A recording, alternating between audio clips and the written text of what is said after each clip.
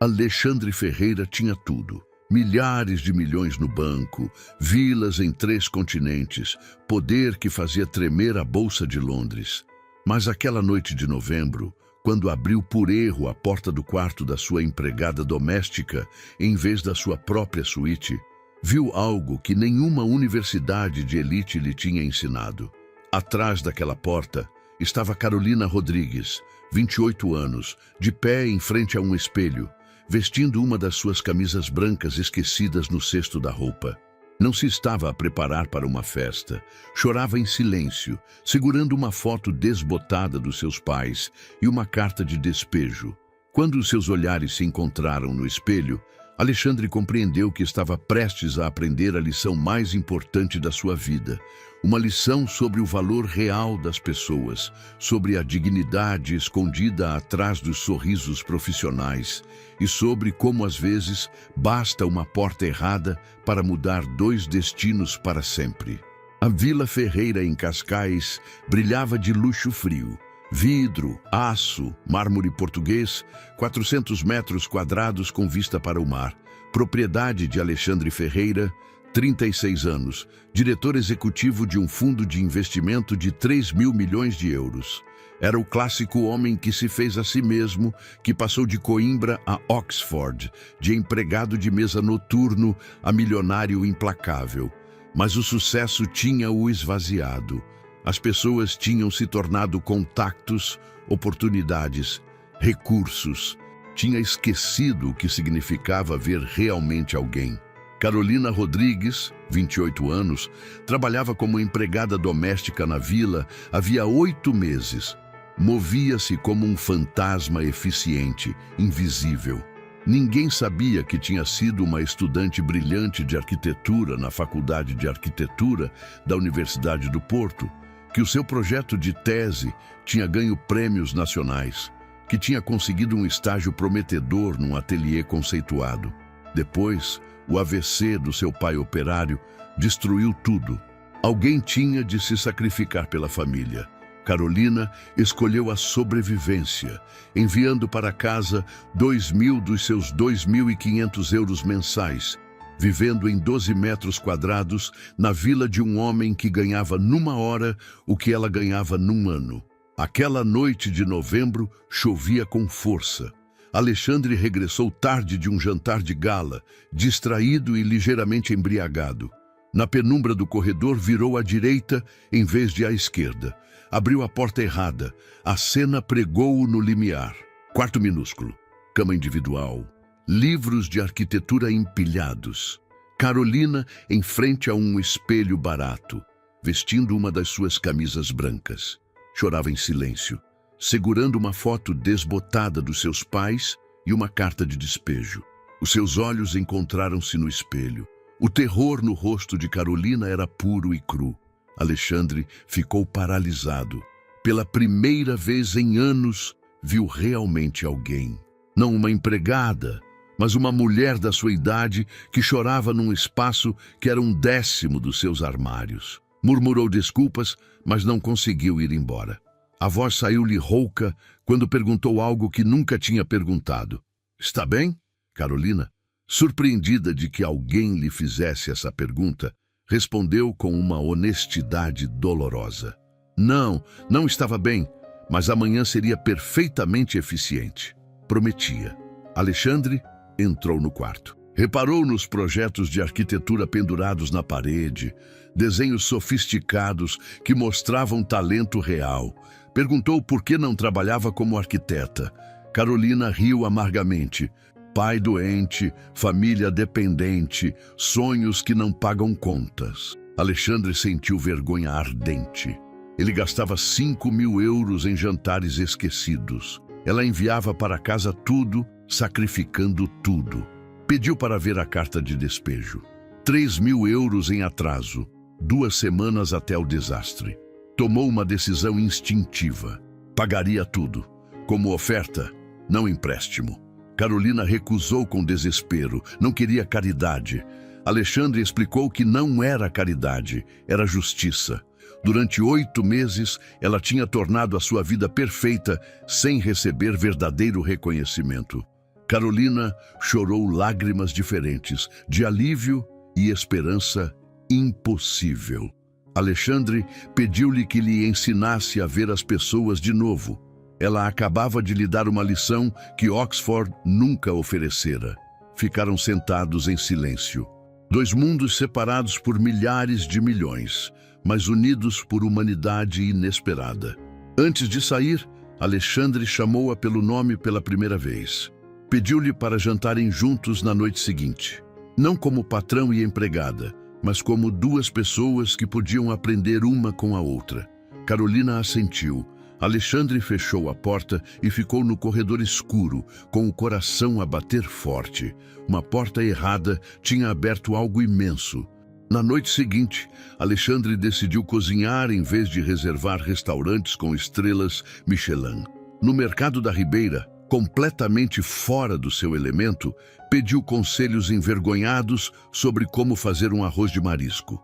Quando Carolina entrou na cozinha, encontrou-o com um avental ridículo e farinha no cabelo, olhando para uma panela com terror. Admitiu ter arruinado o arroz. Carolina riu pela primeira vez em meses.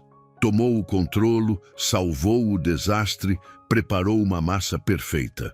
Alexandre observava-a fascinado. Jantaram na sala formal transformada. Luzes suaves, jazz, nada de trabalho. Só duas pessoas que começavam a falar a sério. Alexandre fez perguntas reais. Carolina abriu-se. Falou dos sonhos de criança, do seu pai operário que lhe ensinou a ver beleza nas fábricas, da sua convicção de que a arquitetura podia devolver dignidade aos esquecidos. Depois Carolina perguntou por Alexandre, o homem, não o CEO. Quem era antes dos milhares de milhões? Era feliz. Alexandre ficou em silêncio. Ninguém lhe fazia essas perguntas. Falou do rapaz de Coimbra que estudava até às 3 da manhã, da fome de provar o seu valor e do preço. Família perdida, nenhum amigo real, relações vazias. Tinha tudo e nada do que contava. Carolina contou do seu pai que ganhava 1.000 euros por mês. Quando voltava cansado, sentava-se com a sua mãe no quintal a ver o pôr do sol. Nesses momentos, eram as pessoas mais ricas do mundo. Tinham uma ligação real que nenhum milhão compra. Alexandre perguntou como recuperar essa humanidade. Carolina sorriu. Já tinha começado. Entrando na porta errada, tentando cozinhar, sendo curioso sobre ela como pessoa. Falaram até a meia-noite. Quando Carolina se levantou para ir embora, Alexandre pediu para ver os seus projetos. No quarto pequeno, estudou os desenhos. Eram brilhantes. Perguntou por que ninguém lhe tinha dado oportunidades. Carolina explicou. Sem contatos, sem possibilidade de estágios não remunerados, esqueciam-te. O talento não bastava. Alexandre compreendeu o privilégio imerecido.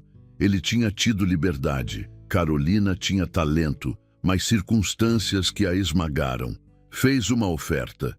Tinha investimentos em ateliês de arquitetura. Podia apresentar o seu portfólio, mas só se passasse no exame profissional. Nada de beneficência. Carolina perguntou por quê. Alexandre explicou. Ao entrar no seu quarto, tinha visto dignidade real, talento desperdiçado, injustiça. Podia ignorar ou usar os privilégios para algo bom. E porque ela lhe tinha ensinado mais sobre ser humano em 2 dias do que tinha aprendido em 36 anos. Alexandre contactou Bernardo Martins, arquiteto renomado. Quando Martins viu o portfólio, o ceticismo converteu-se em entusiasmo. A entrevista com Carolina durou 2 horas em vez de 30 minutos. Uma semana depois, estágio remunerado de 6 meses, 1.000 euros mensais, possibilidade de contratação. Carolina chorou na varanda. Pela primeira vez em 3 anos, via um futuro real. Quando contou a Alexandre, ele abraçou-a. Já não era um patrão e empregada. Mas isto significava deixar a vila. Alexandre escondeu a decepção. Tinha se habituado a ela. Disse-lhe para seguir o sonho. Depois perguntou, hesitante, se podiam continuar a ver-se, como amigos. Os primeiros dias de estágio foram terríveis. Software mudado, colegas desconfiados. Mas Carolina tinha uma fome desesperada. Trabalhava 12 horas por dia, estudava de noite. Martins deu-lhe um teste. Reabilitar um parque infantil abandonado em Almada, orçamento mínimo. Carolina foi ao bairro, falou com mães e crianças, incorporou tudo. O resultado deixou o ateliê sem palavras. Espaço funcional e belo, econômico mas digno. Martins decidiu. O projeto seria realizado com Carolina como arquiteta principal. O seu nome nos documentos. Carolina ligou a Alexandre a tremer. Iam realizar o seu projeto. Alexandre sentiu felicidade pura por outra pessoa.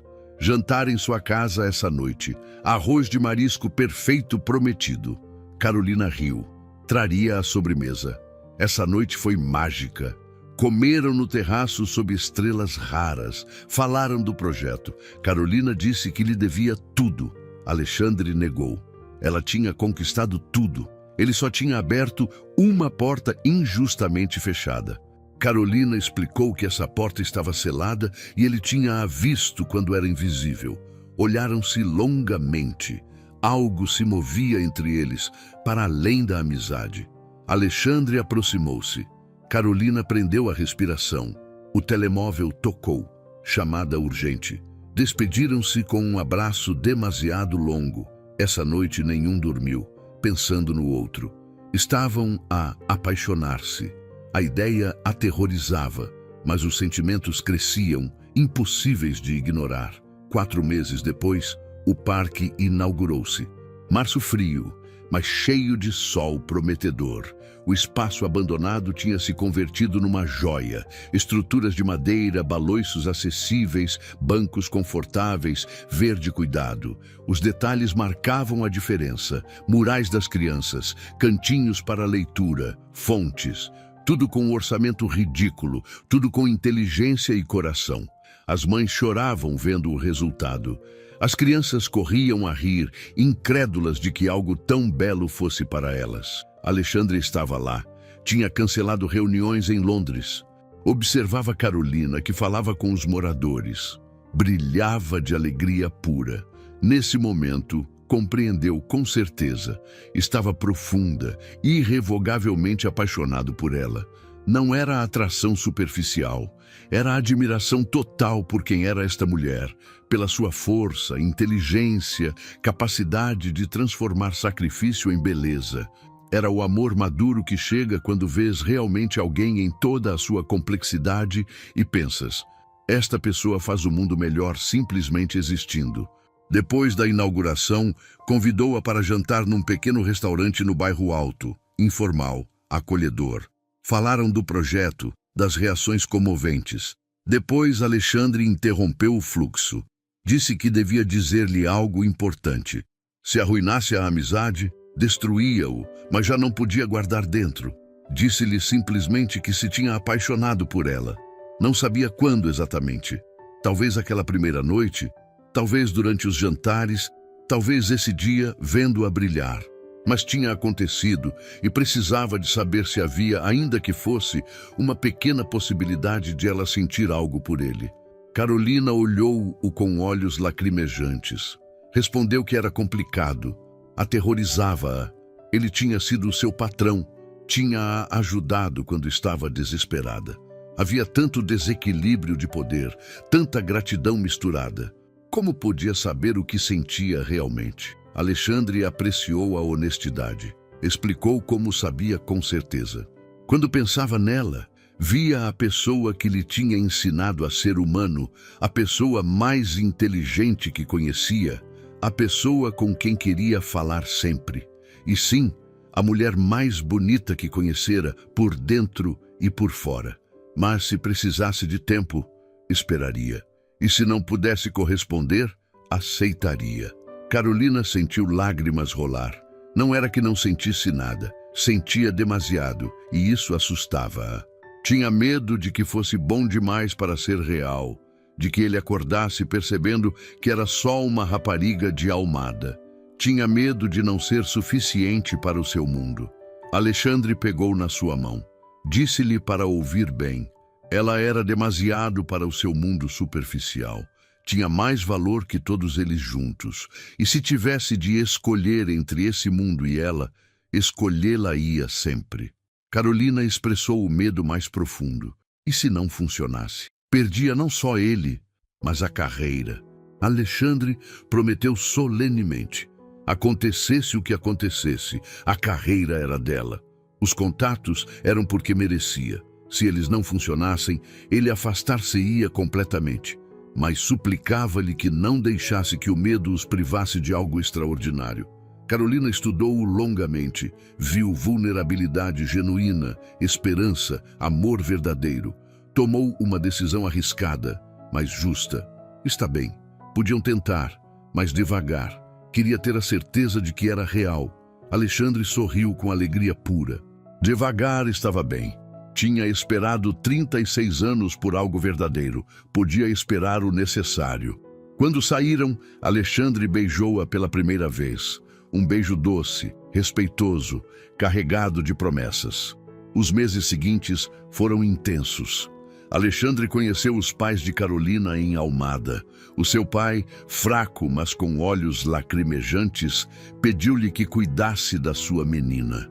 Alexandre prometeu com voz embargada que o faria. A mãe cozinhou almoços dominicais, tratando-o não como milionário, mas como namorado da filha. Carolina entrou no mundo de Alexandre com mais dificuldade. Os jantares de gala eram campos minados de olhares julgadores, perguntas classistas. Mas Alexandre defendeu-a sempre com firmeza, deixando claro que Carolina não era acessório, mas companheira em igualdade. Lentamente, os dois mundos fundiram-se. Alexandre tornou-se mais simples, menos obcecado com o estatuto.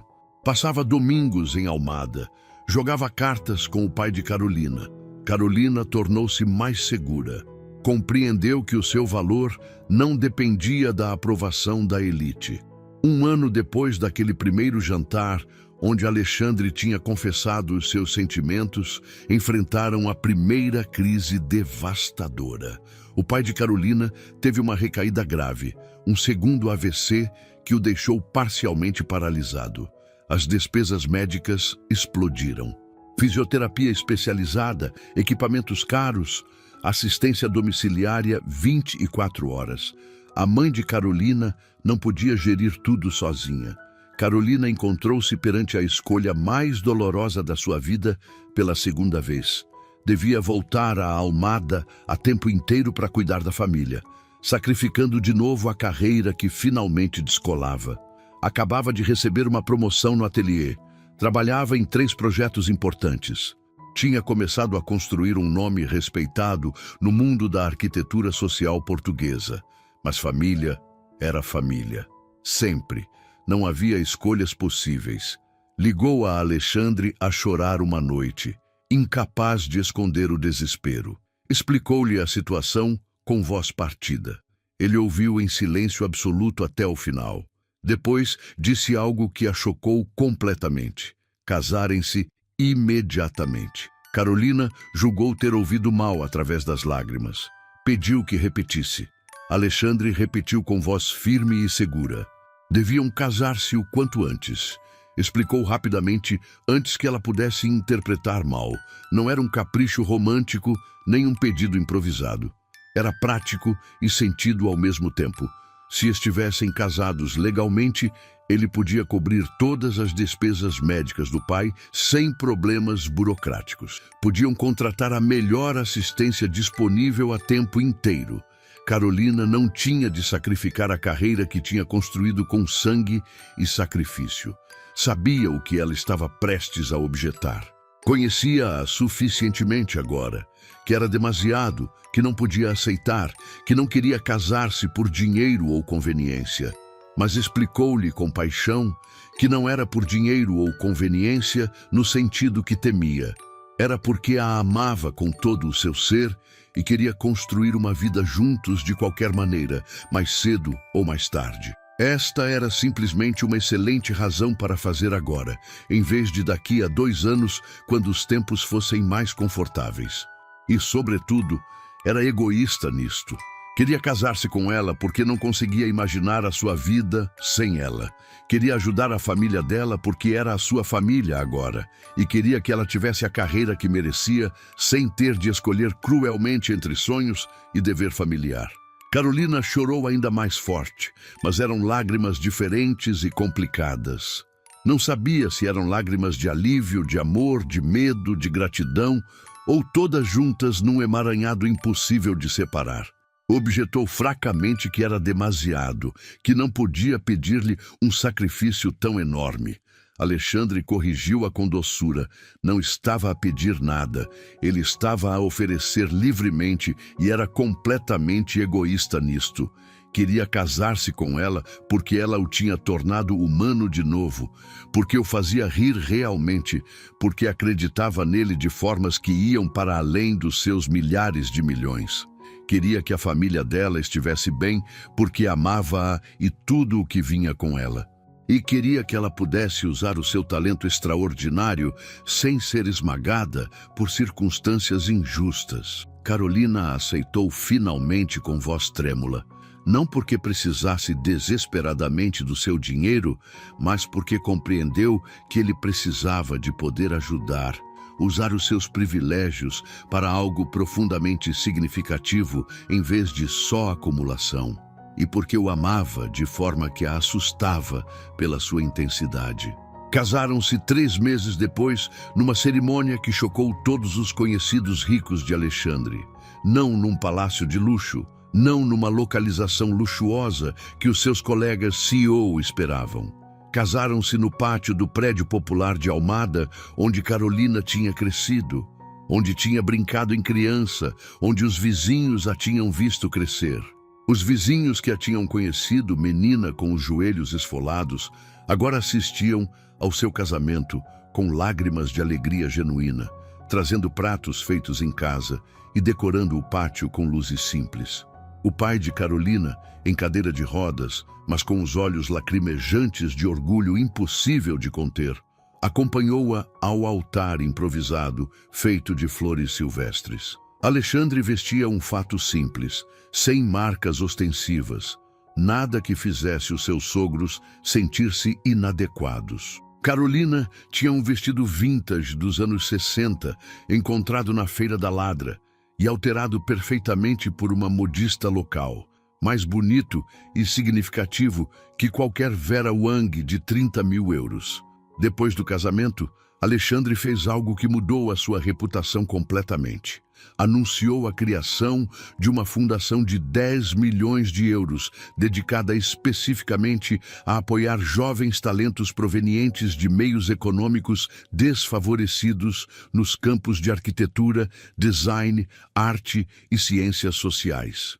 Chamou-lhe Fundação Carolina Rodrigues Ferreira, não por ego, mas para honrar publicamente a mulher que lhe tinha ensinado que o talento se distribui equitativamente em todas as classes sociais, mas as oportunidades não. E que esta era uma injustiça que pessoas com recursos podiam e deviam combater. 5 anos depois desse casamento inesperado, Alexandre e Carolina estavam sentados no terraço da sua casa, renovada em Cascais. Já não a vila estéril e fria de outrora que parecia um museu, mas uma casa real cheia de vida. Fotografias de família em cada quarto, livros empilhados por todo o lado, desordem amorosa que falava de vida vivida. Olhavam as estrelas raras de Lisboa, de mãos dadas, em silêncio confortável.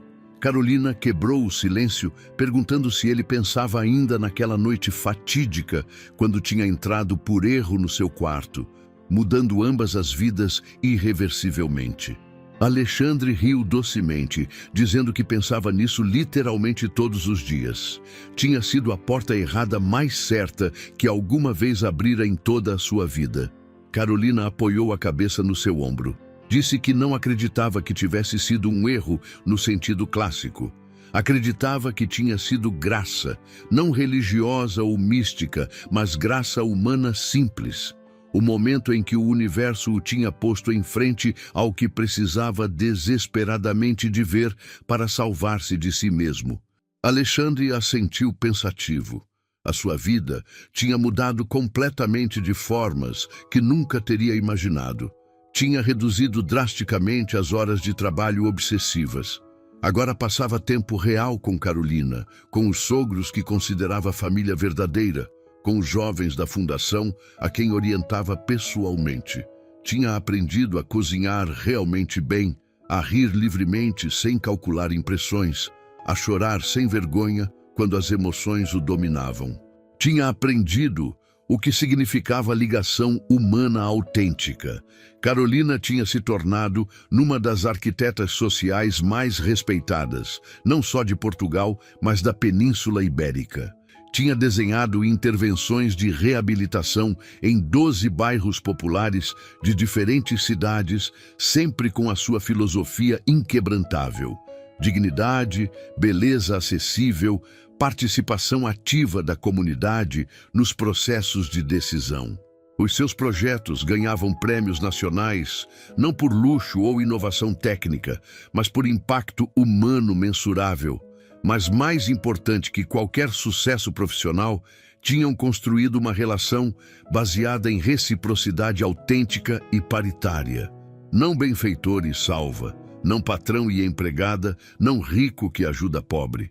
Duas pessoas imperfeitas que se tinham ensinado mutuamente o seu valor, que tinham crescido juntos através de desafios reais, que se escolhiam todos os dias conscientemente. Alexandre confessou-lhe algo que nunca tinha dito explicitamente. Aquela noite, quando a tinha visto a chorar segurando aquela foto e aquela carta, tinha sido a primeira vez em anos que tinha visto realmente alguém. Não como função a otimizar ou recurso a gerir, mas como ser humano completo com história, dor, dignidade. Ela tinha-o salvado esse dia, provavelmente mais do que ele a tinha salvado a ela. Carolina virou-se para olhá-lo nos olhos.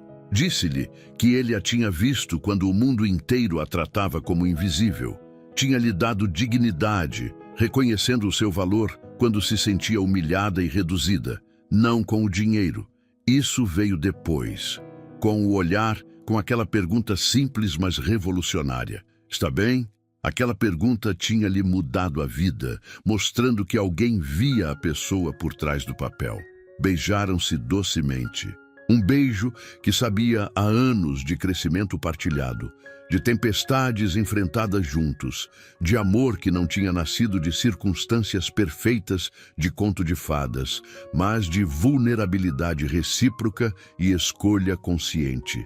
Carolina disse algo que resumia perfeitamente a sua história, que gostava profundamente de que não fosse um conto onde o príncipe salva passivamente a Cinderela.